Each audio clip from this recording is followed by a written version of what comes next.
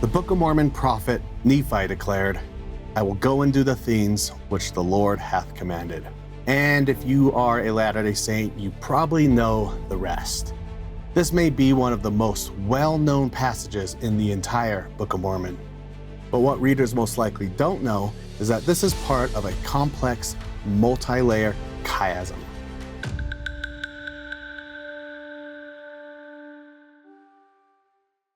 A chiasm is a type of poem where ideas are presented in a certain order and then reversed.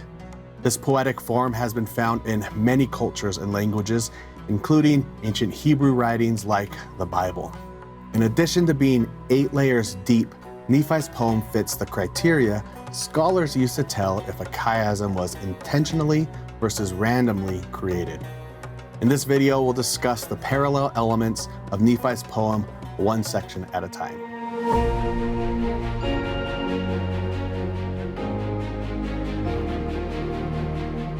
In the A sections, we encounter a cluster of keywords and phrases: Laban, record, genealogy of my fathers, and engraven upon plates of brass.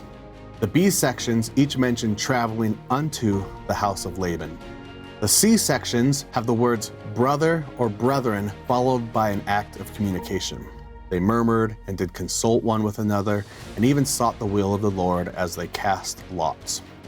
In the D sections, Lehi first tells Nephi to go, my son, and then in the second half of the poem, Nephi and his brothers depart on their journey and go up to the land of Jerusalem. The E sections have similar phrases, favored of the Lord and blessed of the Lord. Not only do the words favored and blessed have a related meaning, but they also show up together in several Old Testament passages, so they work well as parallel ideas. The F sections are pretty simple and straightforward. They introduce and conclude Nephi's statements to his father. The G sections each discuss Nephi's commitment to do or accomplish the things the Lord had commanded. And finally, the H sections contain 2 key words, Lord and commanded, found in closely related phrases.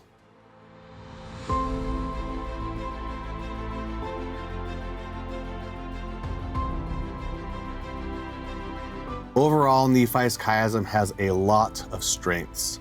Like most good proposals, the central elements are loaded with significance. This is where Nephi gives his famous words about following the commandments of the Lord. It's the type of inspiring message that ends up quoted in talks and placed on mirrors or refrigerators where it can be seen and remembered. The center also provides a turning point for several elements.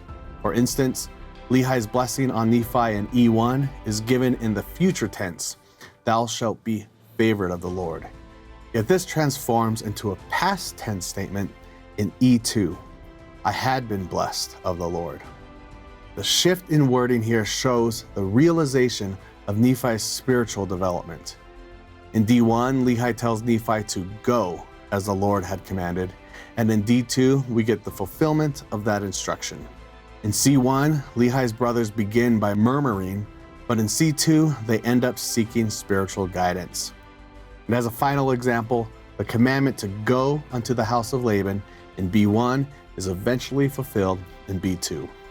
As you can see, the central elements of this chiasm really do create a shift or turning point in the flow of ideas. The outer boundaries are also quite compelling instead of just a single word or phrase.